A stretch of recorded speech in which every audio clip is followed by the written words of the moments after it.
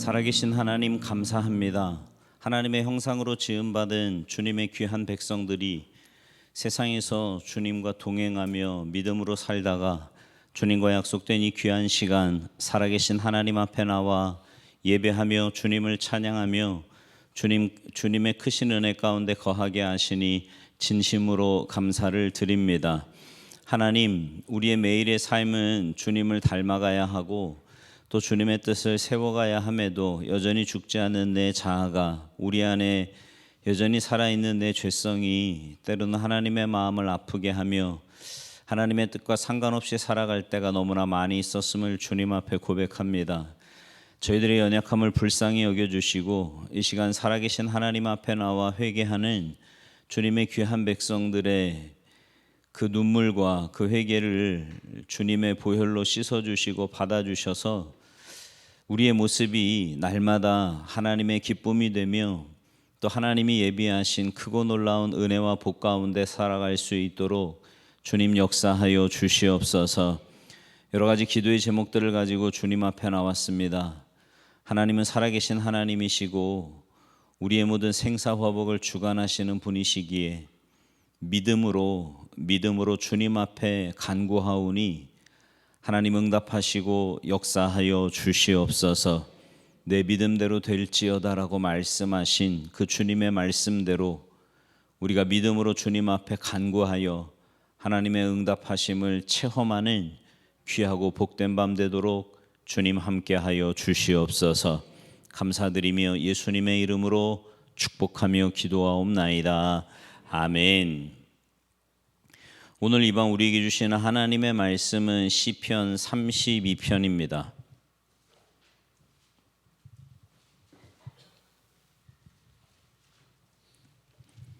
시편 32편 1절부터 11절까지 제가 한 절, 여러분이 한 절, 우리 한 절씩 교독하시겠습니다.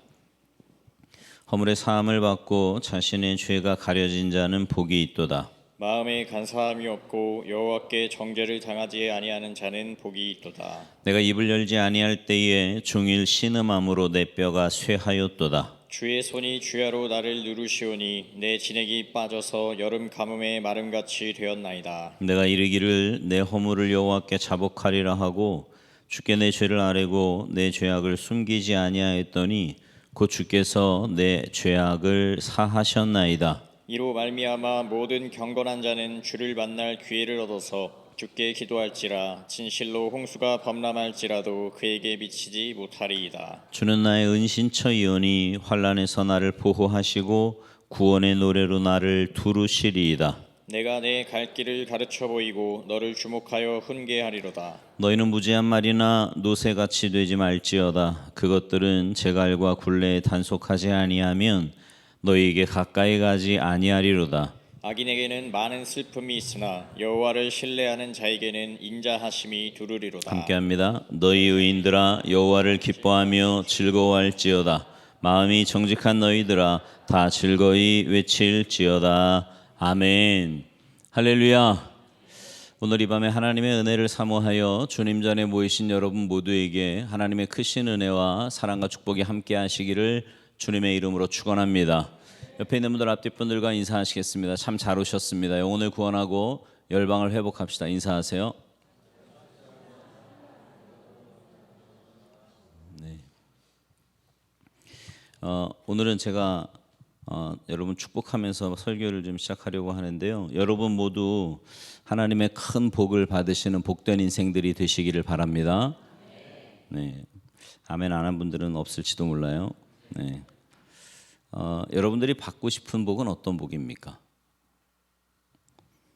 예전에도 한번 말씀드린 것 같은데 오래전부터 우리 동양 문화권에서는 오복이라는 걸 말해왔잖아요. 오복이 뭐예요? 첫째는 오래 사는 장수의 복, 그죠? 근데 이건 좀 개념이 점점 변해가는 것 같죠? 요즘은 오래 사시라 그러면 무슨 그런 끔찍한 소리를 하냐고 뭐 이런 얘기를 하는데 어쨌든 오복의 첫 번째는 장수의 복이고요.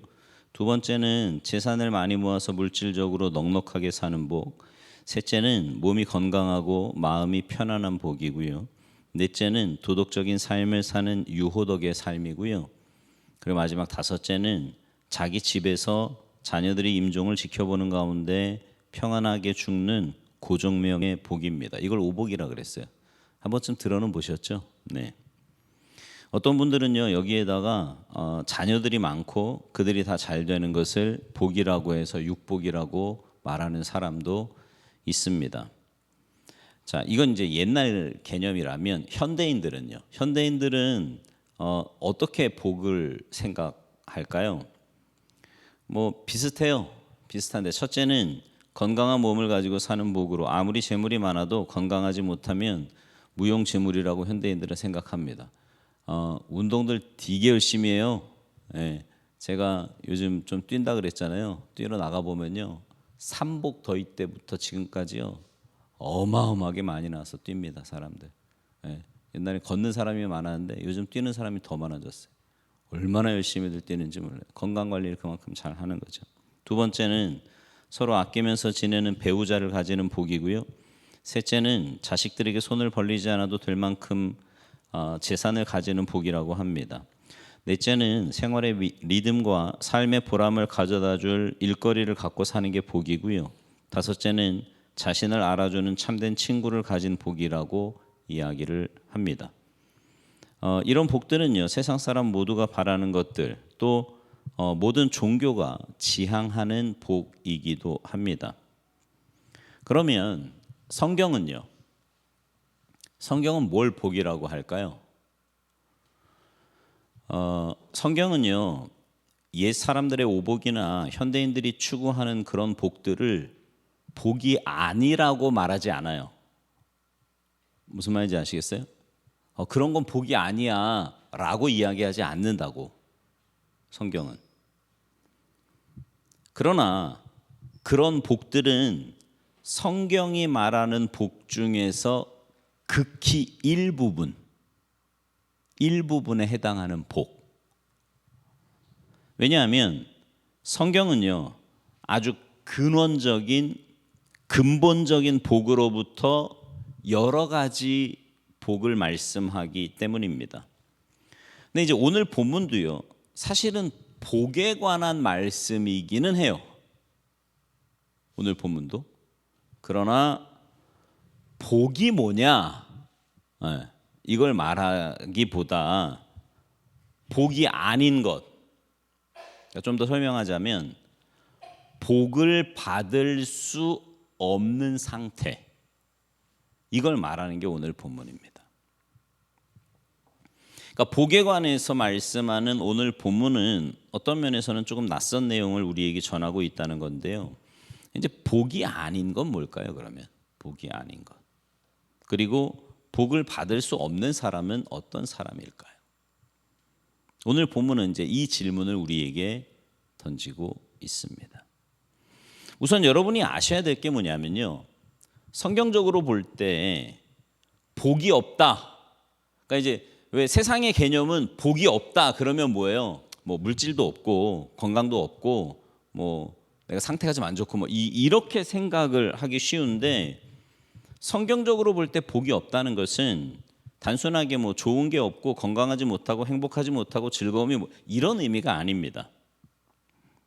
성경적으로 복이 없다는 것은요, 이건 굉장히 적극적이고 활동적인 성질의 어떤 것을 가리키는데요. 구체적으로 말하면 복이 없다는 것, 즉 복의 반대는 저주의 상태에 있다, 재앙을 받고 있다, 현재 징계를 받고 있다, 이런 뜻이에요. 복이 없다는 것. 그래서 성경이 말하는 복의 반대편은요 굉장히 무섭고 두려운 말씀입니다. 아니 뭐 복 안 받고 말지가 아니고요, 복이 없는 건 굉장히 두려운 상태인 거예요. 왜 이런 말씀을 드리냐면, 오늘 본문이 복에 대해서 말을 하되 복의 반대편 이야기를 하고 있다고 말씀을 드렸어요. 다시 말씀드리지만 복이 아닌 것, 복을 받을 수 없는 상태는 어떤 것일까? 첫째로 1절에 보면 허물과 죄가 나오고요. 2절의 마음에 간사함이 있는 것과 여호와께 정죄를 당하는 게 복의 반대되는 것들이라고 오늘 본문은 말씀합니다. 그러니까 복이 없는 사람, 복의 반대편에 서 있는 사람은 허물을 가지고 있는 사람이고요. 죄를 가지고 있는 사람이고 마음이 간사한 이중적인 사람이고요. 하나님으로부터 정죄를 당하고 있는 사람, 이게 복이 없는 사람이라는 거죠. 왜 허물과 죄 그리고 간사함과 정죄당함이 복의 반대가 되는 걸까요? 이 질문에 답하는 게 이제 오늘 본문을 푸는 열쇠가 됩니다. 자, 이 질문에 답하기 위해서 우리가 먼저 오늘 본문의 배경을 좀 알 필요가 있는데요. 오늘 본문은 150개의 시편 가운데 회개시, 참회시로 분류가 되는 시편입니다. 오늘 본문은 무슨 시라고요? 회개시, 참회시. 그러니까 시편 32편은 시인이 죄를 범했어요. 그리고 그거 가지고 막 괴로워하다가 고통하다가 회개하면서 지은 시가 오늘 본문이라는 거죠. 이 시편을 지은 사람은 다윗인데요.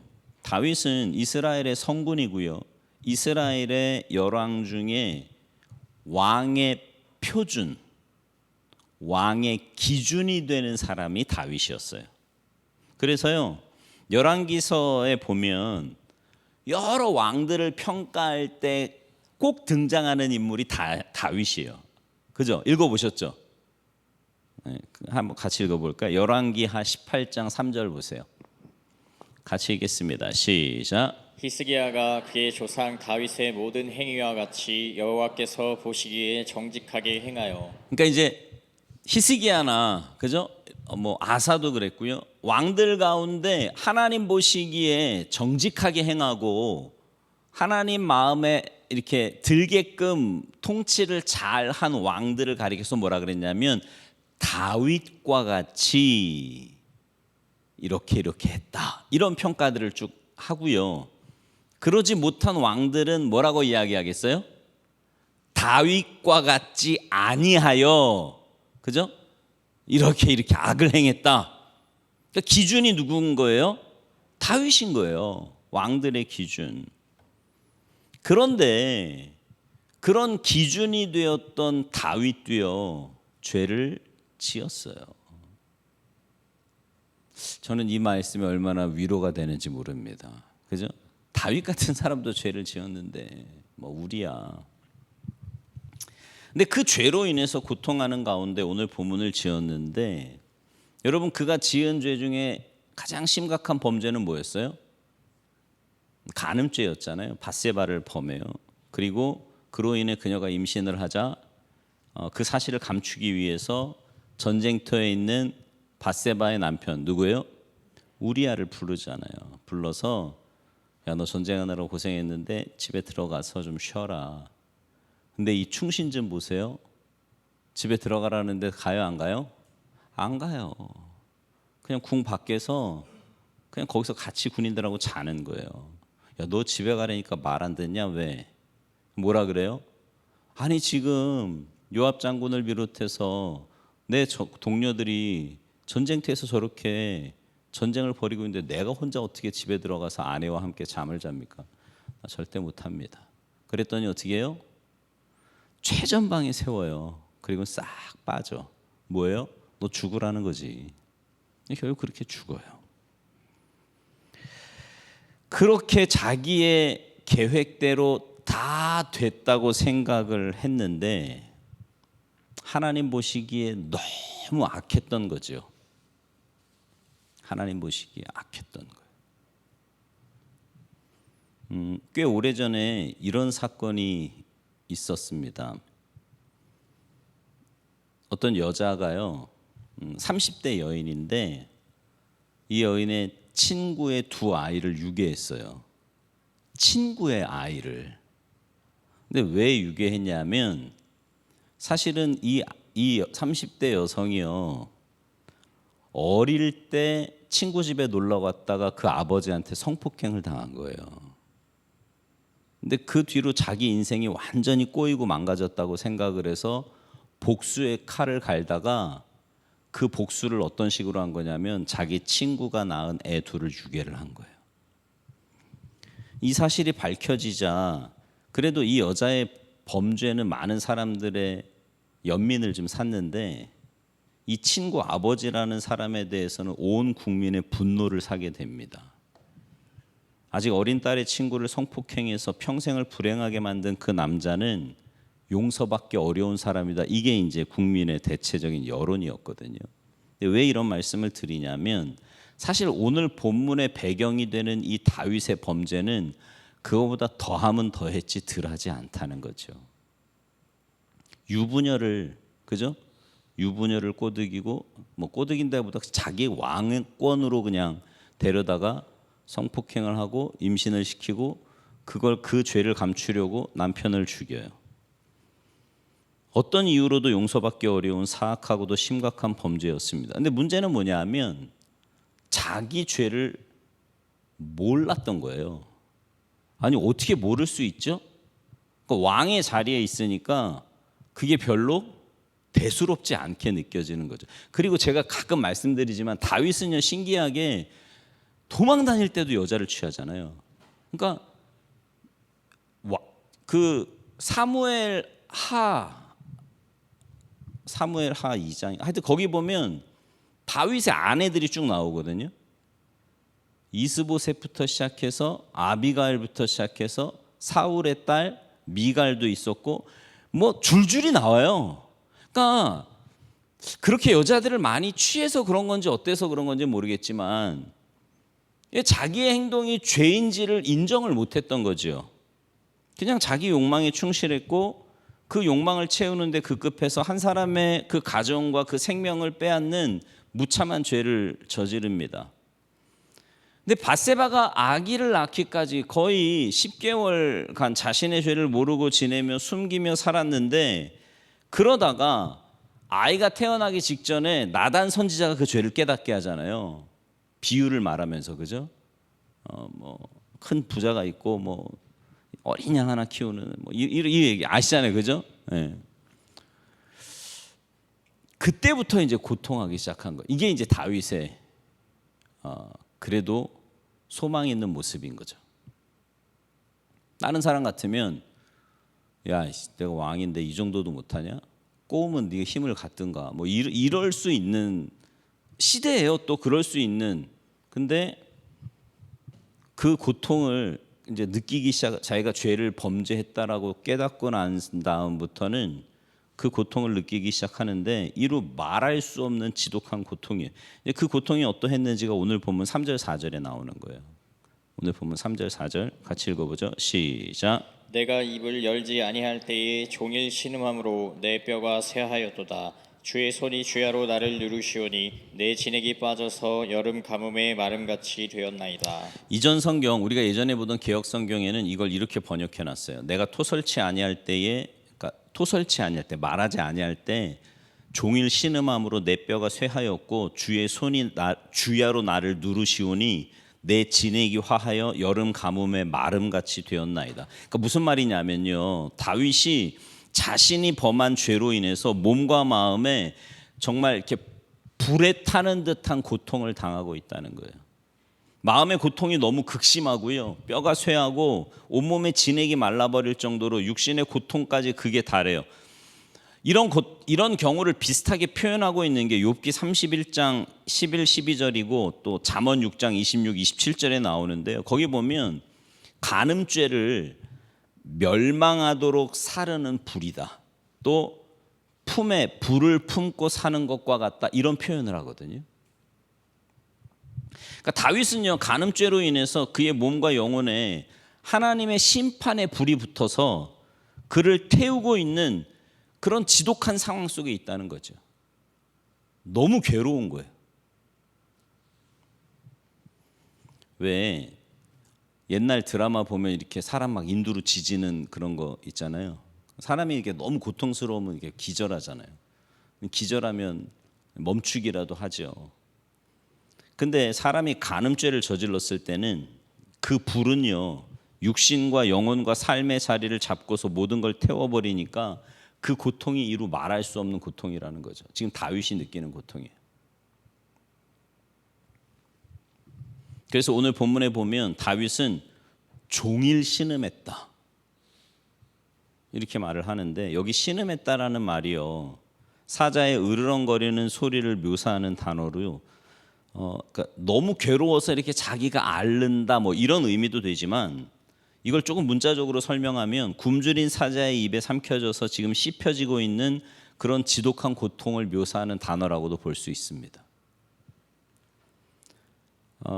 이제 우리가 뒤에 시편 51편에 가서 또 보겠지만 그것도 이제 다윗이 회개하면서 지은 시잖아요. 거기도 이 상황을 이제 상한 심령이다 이렇게 표현해 놨거든요. 근데 이 상하다라는 말은 갈기갈기 찢겨진다 이런 의미입니다. 그러니까 죄로 인해서 지금 그의 영혼과 인격과 육신과 모든 게 갈기갈기 찢겨지고 있는 그 고통을 표현한 겁니다. 그리고는 오늘 본문에서 내 뼈가 쇠하도다 이렇게 말을 했는데 뼈가 쇠하였다라는 말은요. 피부에 있는 육신에 있는 뼛속에 있는 수분까지 다 말라버려서 그냥 손을 대면 바스러질 것 같은 그대로 부서질 것 같은 그런 극도의 고통 속에 있는 다윗 자신의 고통을 지금 묘사하고 있는 겁니다. 얼마나 괴로우면. 그러니까 그런 생각이 들어요. 다윗이 하나님 앞에서 인정을 받을 수 있었던 가장 큰 이유 가운데 하나는 바로 이 마음이에요. 그러니까 죄를 지었는데 그 죄에 대해서 얼마든지 뻔뻔할 수 있거든요. 위치가 왕이잖아요, 왕. 근데 그렇게 뻔뻔하게 굴지 않고 그 마음의 자기가 범죄한 거를 그 마음의 고통으로 지금 받고 있는 거예요.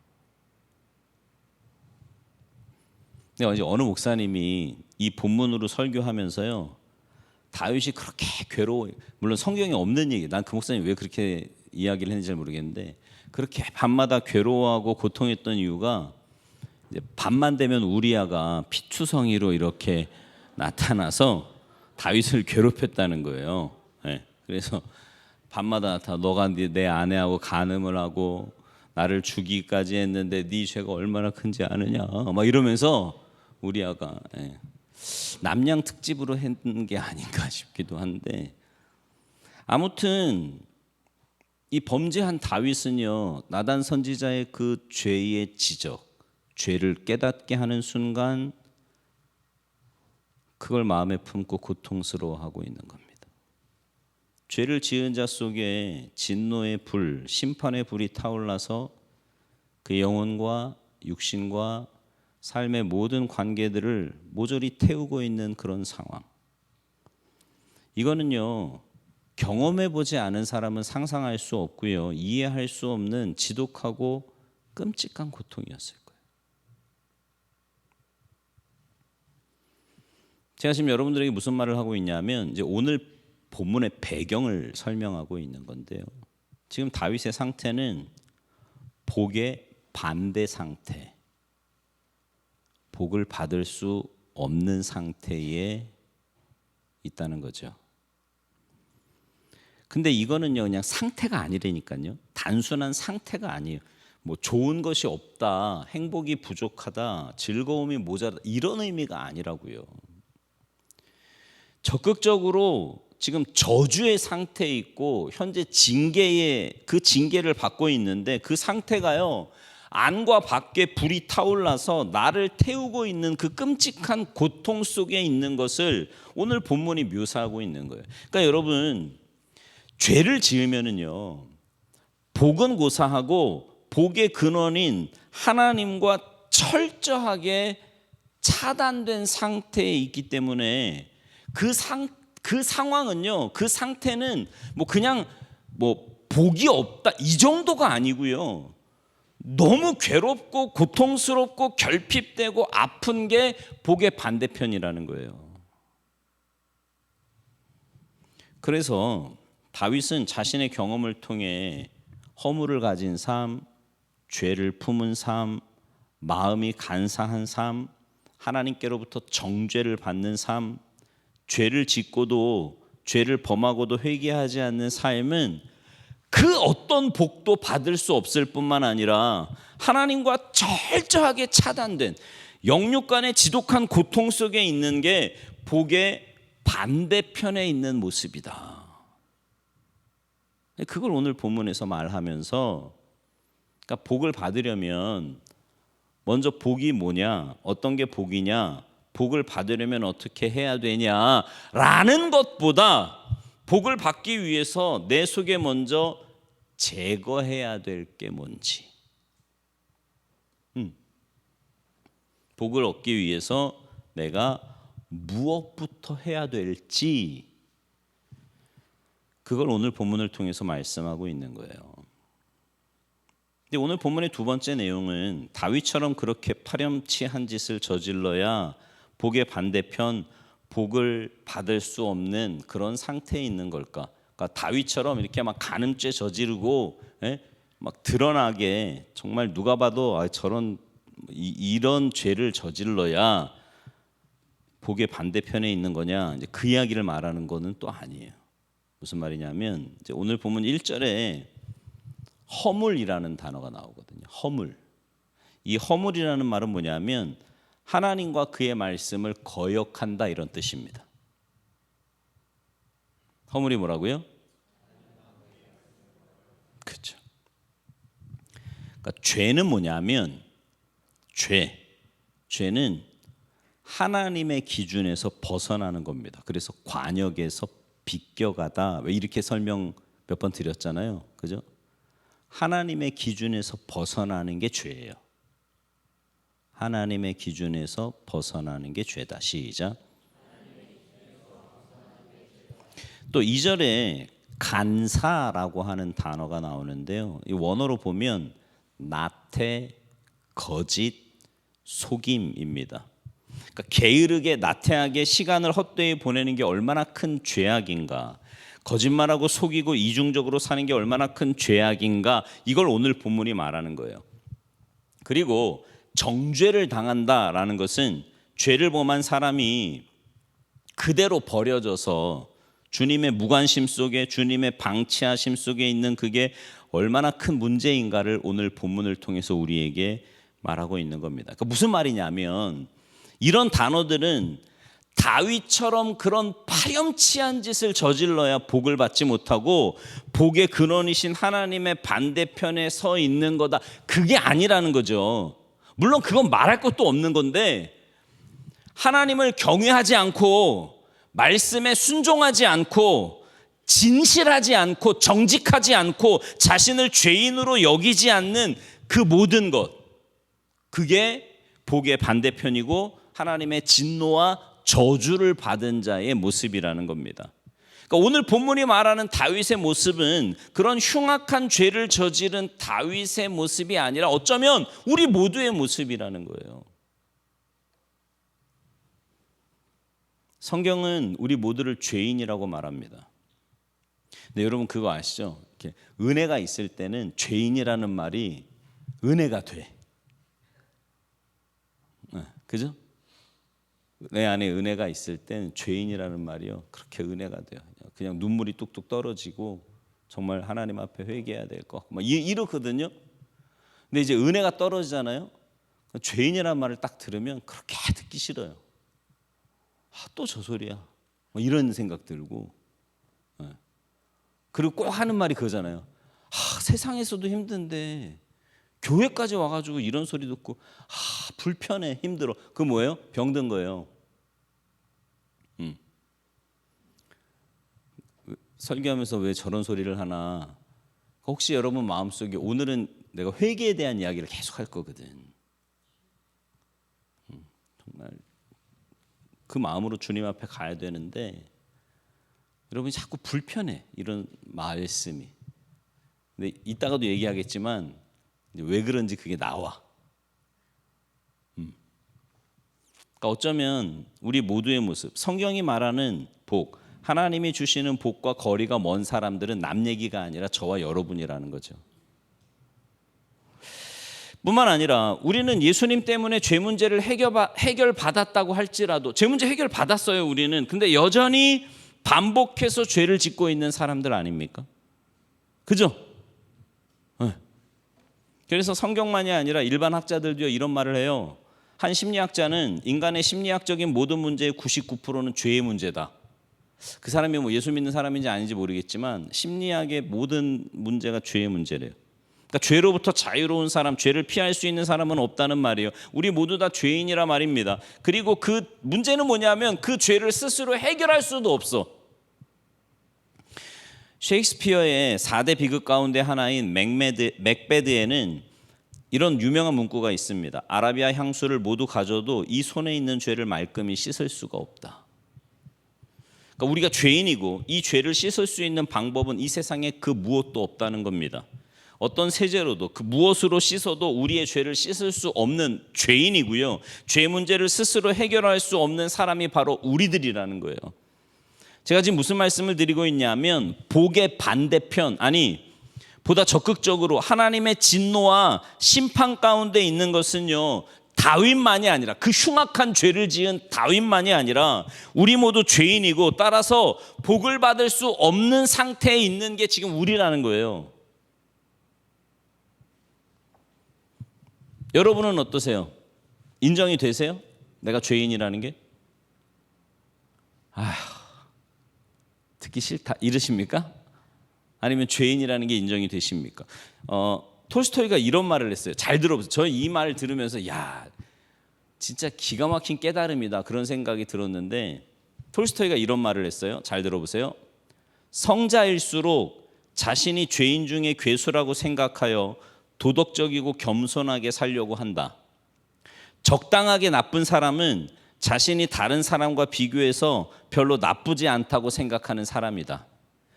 가장 악한 사람은 자신이 바르게 살고 있다고 생각하는 사람이다. 맞죠? 아니야? 아닌 것 같아? 그죠? 이 말이 맞는 것 같지 않아요?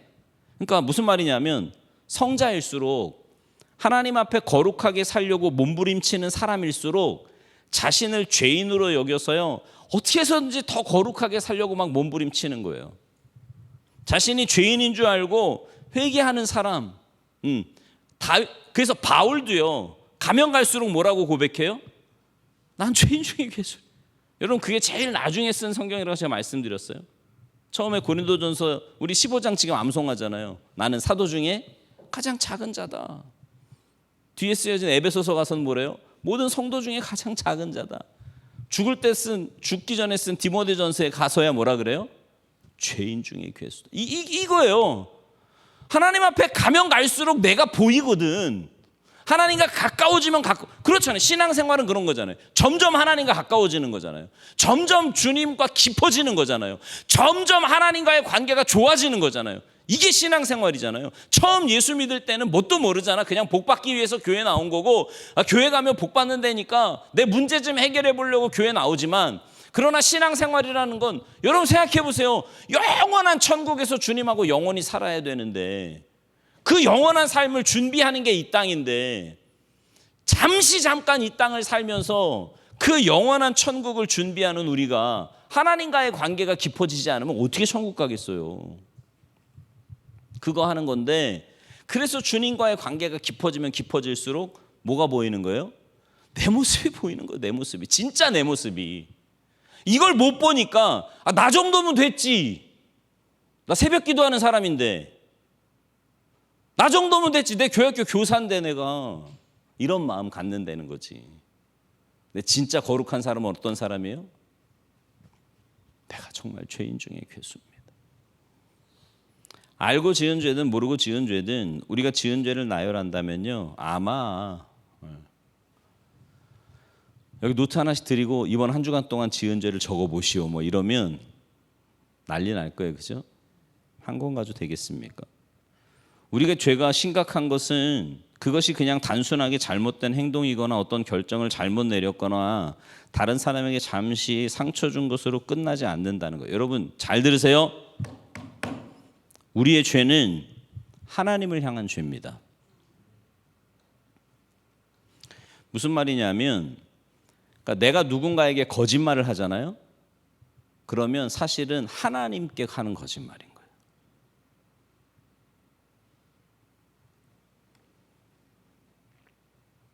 그러니까 진실의 증인이신 하나님을 욕되게 하는 것이기 때문에 우리의 모든 죄는 하나님 앞에 심각한 범죄라는 거죠. 우리가 죄를 지음으로 하나님의 인격을 모독했고요, 하나님의 권위를 짓밟았어요. 우리가 죄를 지음으로 예수님의 거룩한 십자가를 더러운 땅에 내팽개쳤고요, 우리가 죄를 지음으로 성령님의 은혜를 더러운 오물로 가득 찬 구덩이에 던지는 행동을 저지른 겁니다. 우리는 그렇게 죄인이에요. 정말 하나님 앞에서 자신이 죄인이고 우리는 무의식 속에 본능 속에 죄를 저질러 왔다는 사람이라는 것에 대해서 진실로 애통하면서 회개하는 것이 우리의 모습이어야 되는데, 그렇게 신앙생활 하고 계십니까? 어떠세요? 여러분 그거 아시죠? 벌써 오래전부터 하는 얘기인데요, 어느 순간인가부터 한국 교회에 회개라고 하는 단어가 사라진 지 오래됐어요. 그냥 복, 은혜. 근데 여러분, 회개가 없는데 어떻게 복이 와요? 하나님은 죄가 있는 곳에는 함께 안 하신다니까. 네. 회개가 없는데 어떻게 해? 크리스찬 시인이었던 윤동주는 바람에 있는 바람 때문에 잠시 흔들리는 그 잎새조차도 부끄러워하면서 참회했던 것처럼, 우리는 그렇게 잠시 스쳐가는 그 나쁜 생각, 누군가를 비판하고 정죄했던 것, 부정하게 말했던 그 모든 것이 하나님 앞에서 심각한 죄라는 것을 알고 그렇게 애통하며 회개하느냐 말입니다. 그렇게 하세요? 하나님은 오늘 다윗을 통해서 우리에게 그거 말씀하시는 거예요. 그거. 그러면 우리가 복의 반대편에서, 죄의 자리에서 복의 자리로 옮겨갈 수 있는 방법은 뭐겠어요? 회개하는 거예요. 회개하는 겁니다.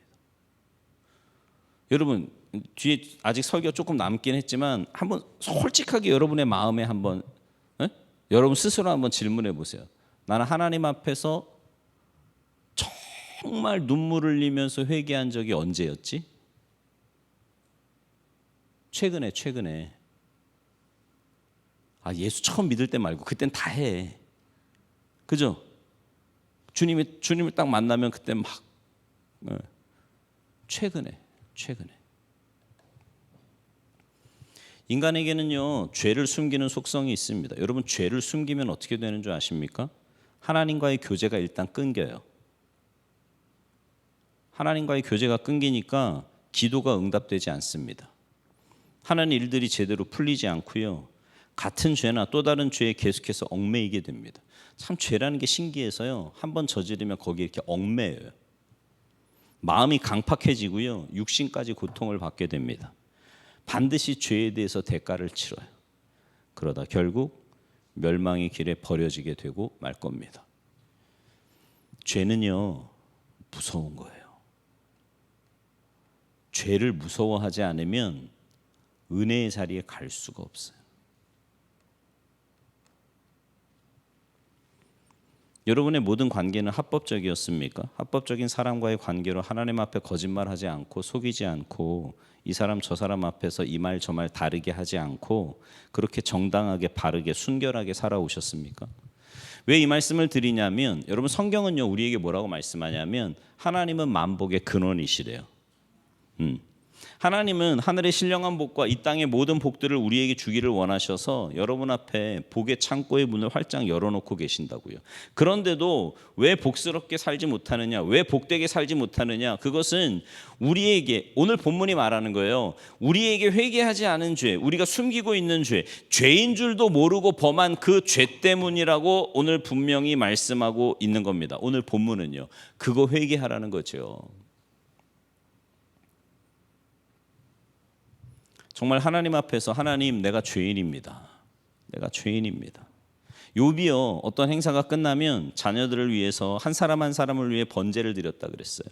내 자녀들의 앞길이 열리지 않고 그들이 어려운 게 혹시 그들이 하나님 앞에 마음으로 또 행동으로 저질렀던 죄 때문은 아닌가, 그런 마음으로 여러분은 새벽마다 밤마다 시간마다 회개의 제사를 하나님 앞에 올려야 되는 거예요.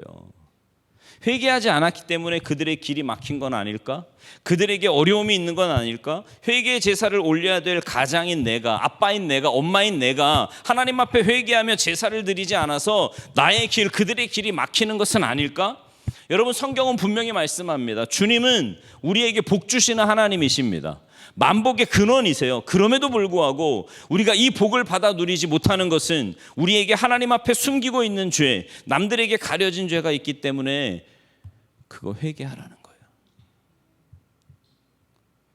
그러니까 하나님이 여러분을 이렇게 회개의 자리로 초청하시는 건 여러분을 살리시고자 하심이에요. 복 주시고자 하심이라고요. 그냥 너 나쁜 짓 했지 막 이러고 정죄하시기 위함이 아니라, 여러분 죄는 무서운 거예요. 이거 끊어야 돼요. 차단해야 된다고. 모든 걸 멈춰버리는 게 죄이기 때문에 이걸 깨달았던 다윗은 하나님 앞에 철저하게 회개하면서 우리에게도 지금 회개할 것을 권면하고 있는 겁니다. 여러분 회개하시기 바랍니다. 정말 회개하셔야 돼요. 다윗은 하나님 앞에 자신이 지은 죄를 자백하기로 결심을 합니다. 용기를 내서 자기 죄를 하나님 앞에 아랬어요. 자, 오늘 본문 5절 보세요. 5절 말씀 시작. 내가 이르기를 내 허물을 여호와께 자복하리라 하고 주께 내 죄를 아뢰고 내 죄악을 숨기지 아니하였더니 곧 주께서 내 죄악을 사하셨나이다. 아멘. 그러자 주님께서 다윗이 그렇게 주님 앞에 죄를 아랬어요. 고백했다고, 다시 말하면 회개했다 말입니다. 그랬더니 하나님이 그의 죄를 용서해 주셨습니다. 하나님은 이사야서 1장 18절에서 이렇게 말씀하십니다. 같이 읽죠. 시작. 여호와께서 말씀하시되 오라 우리가 서로 변론하자. 너희의 죄가 주홍 같을지라도 눈과 같이 희어질 것이요 진홍같이 붉을지라도 양털같이 희게 되리라. 아멘. 우리가 잘 아는 요한일서 1장 9절 말씀이에요. 같이 읽죠. 시작. 만일 우리가 우리 죄를 자백하면 그는 미쁘시고 의로우사 우리 죄를 사하시며 우리를 모든 불의에서 깨끗하게 하실 것이요. 아멘. 우리가 다 죄인이라는 겁니다. 그러나 하나님 앞에서 우리의 죄를 진심으로 자백하면, 근데 이제 이렇잖아요. 뭘 알아야 자백을 하지. 에? 아까도 얘기했지만 나는 지금 죄 가운데 있다고도 생각을 안 해. 그러니까 회개할 만한 사람 같으면 이미 마음에서 이렇게 애통함이 생기거든요. 근데 많은 경우는 어떠냐면 내가 그렇게 죄를 짓나? 이런 생각. 깨달음 자체가 없는 거죠.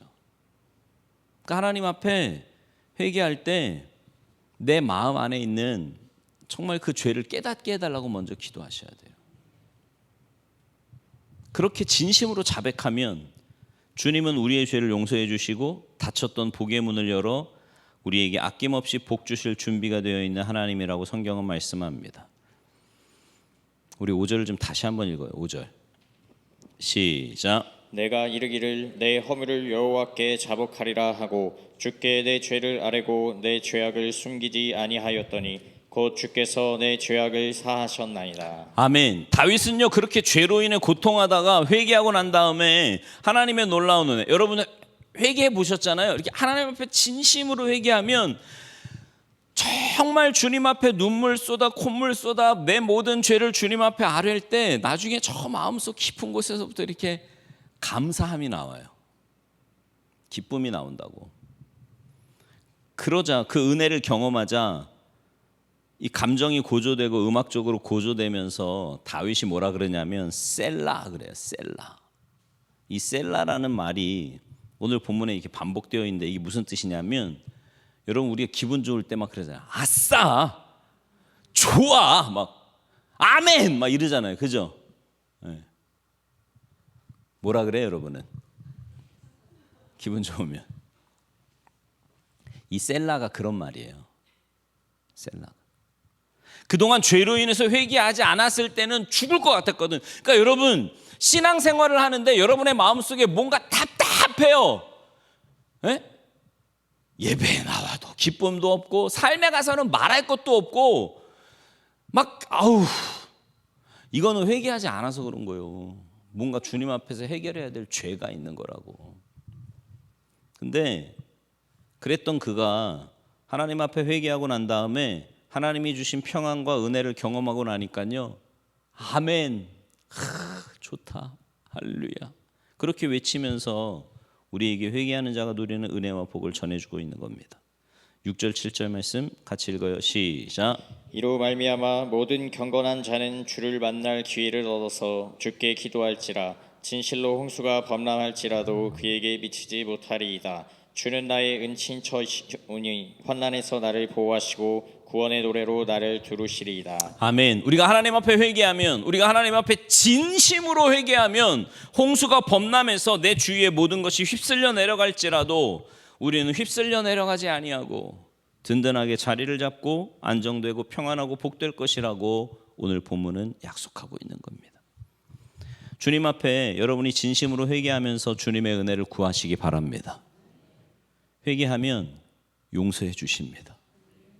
회개하면 하나님은 죄와 그 결과인 저주와 재앙을 동이 서에서 먼 것처럼 옮겨주신다고 약속하셨어요. 회개하면 우리의 모든 과거를요 주님의 등 뒤로 던지시면서 기억지도 아니하신대요. 이사야 43장 25절.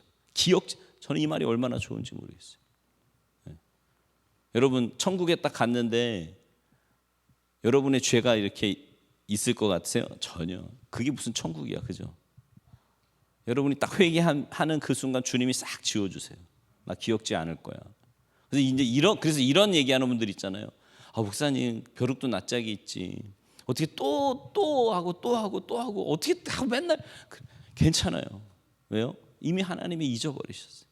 여러분이 진심으로 하나님 앞에 진심으로 회개해도 또 짓잖아, 죄를. 그죠? 회개한 건 안 져? 나는 회개한 건 다시는 안 짓더라. 뭐 이런 분 있어요? 뻥치시는 거예요. 또 거짓말 또 하나 하는 거야, 그거. 그죠? 거짓말 죄를 또 짓는 거라. 아니. 근데 던지세요. 죄로 더러워진 우리를 주님께서 눈과 같이 양털과 같이 희게 씻겨 주시고요. 우리에게 짙게 드리워졌던 저주를 안개가 사라짐같이 없게 하실 겁니다. 우리의 죄와 허물을 기억조차 안 하실 거예요. 그리고 우리의 삶을 기쁨과 감사가 넘치는 삶으로 바꾸어 주실 겁니다. 그게 예수 믿는 복이에요. 그래서 로마서 15장에 믿음 안에는 뭐가 있대요? 모든 기쁨과 평안이 있대요. 여러분 기쁘십니까? 지금 기쁘세요? 평안하세요? 회개의 설교를 들으니까 괴로우십니까?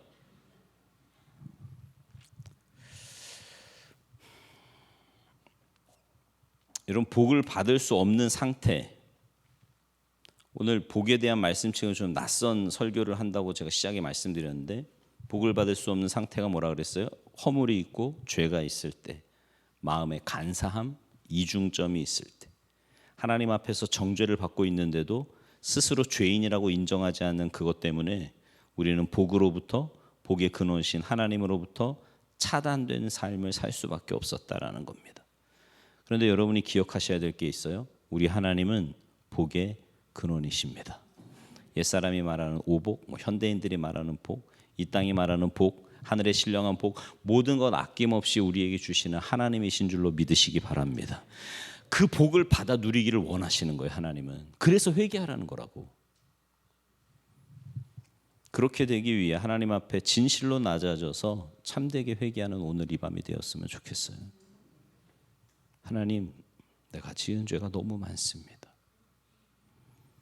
알게 모르게 지은 죄들이 너무 많고 이건 죄가 아니겠지, 남들은 모르겠지 하면서 지은 그 모든 행동과 감정과 관계들을 용서하여 주시고 내 죄뿐만 아니라 내 자녀의 죄, 우리 교인들의 죄, 우리 주변의 모든 사람의 죄까지 내가 하나님 앞에 회개하오니 용서하여 주시옵소서.